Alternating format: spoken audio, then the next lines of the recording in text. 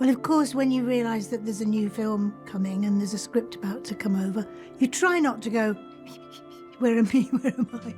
And I resisted that. And it's just lovely because you just think, oh my gosh, this is different. It's totally different. We're going in it is a new era. And there's a different vibe to it altogether. I mean, it's fantastic, fresh, new idea. And it puts all the characters in a different kind of conundrum, which is really good fun, yeah. I suppose the two main things, the sort of themes, or if you like, in the film are literally Hollywood comes to Downton, which who'd ever imagined that happening? And that brings all kinds of chaos and romance and fights and God knows what. And the other half is that the family go over to the most exquisitely beautiful villa in France. So we see them playing around on the Riviera, which is gorgeous.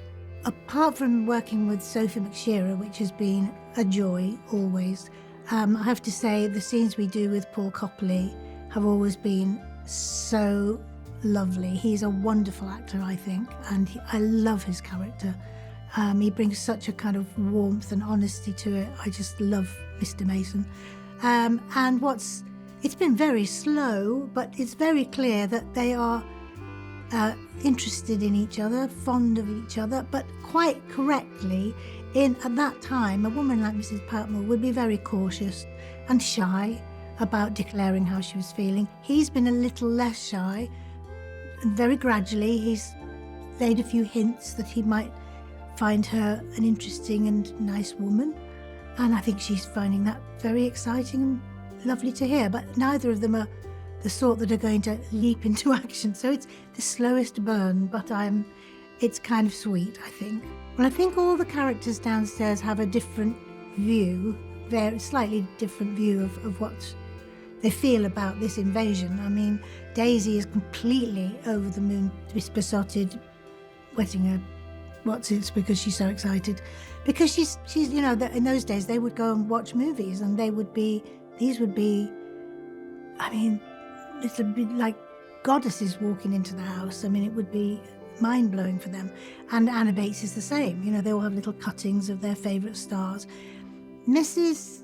Patmore, not so thrilled, really, because she always is aware of people coming and disrupting her regime, I think, and she doesn't know what to expect, and she's always just more cautious. She's not as twinkly about it all. She's a little bit more practical. Well, it was interesting having Simon come and direct this because I only knew him vaguely, and he said to me very early on, he said, well, this has always been Elizabeth's gig, Elizabeth McGovern being his wife. So we've known him, but I've not known him very well. And what he did, which was really sweet, I thought, and helpful and respectful and kind, was he invited everybody to have a coffee with him early on, just so he could sit down and chat. And he said, really, all I want to say is, you know what you're doing. I know you know your character very well, and I'm not going to be in your way, but I want you to know I'm there to help if you need help. And that's, what more could you ask, actually, from a director? When you have such a good writer as Julian, you're lucky enough to know that he'll have a radar, possibly, about what your strengths are. And it wasn't just me, it was everybody, for sure. But what he sensed very early on was two things, I suppose. One was Sophie playing Daisy and I were very close very quickly. We got on really, really well. We have a very, I adore her. I think she's wonderful as a person and as an actress, and we respect each other very much. So there was a lot of, places to go with that, and he did. So he developed, as we know, that relationship. But also, we also have the same sense of humour, and so he picked up on that. And it is my good fortune that he wrote me. I mean, he did say once, he said, I sort of gave her the downstairs version of the Dowager's wit, a kind of different version, but he did. He gave me some killer lines, for which I'm very grateful. What I do know is that it has been of some help to many people. during the pandemic, for sure, people have rewatched it, and it's given them a sort of comfort and a sense of visiting family, almost feeling cozy in some way. I don't know, reassured. I don't know. People will have different feelings about it, but I also know, even through the series, there were more critical points in people's lives where this became important. I mean, to be really at an extreme.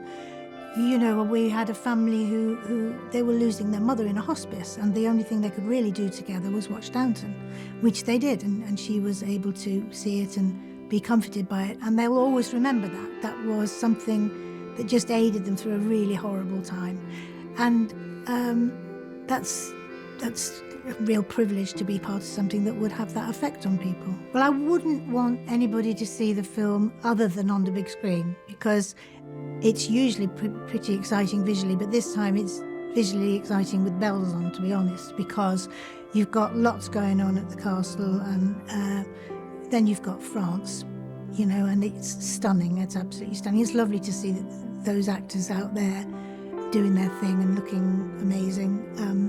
So I think it's a feel-good movie. There's a lot that will make people, and it's funny. It's killer funny.